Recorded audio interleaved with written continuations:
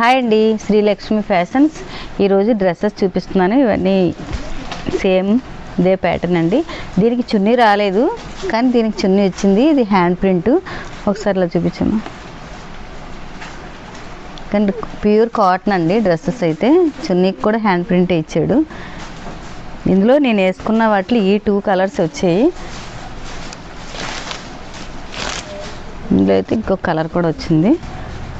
ఈ కలర్ కూడా చాలా బాగుంది.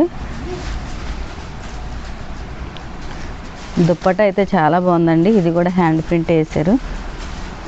పెయింటింగ్ అయితే చాలా బాగుంది.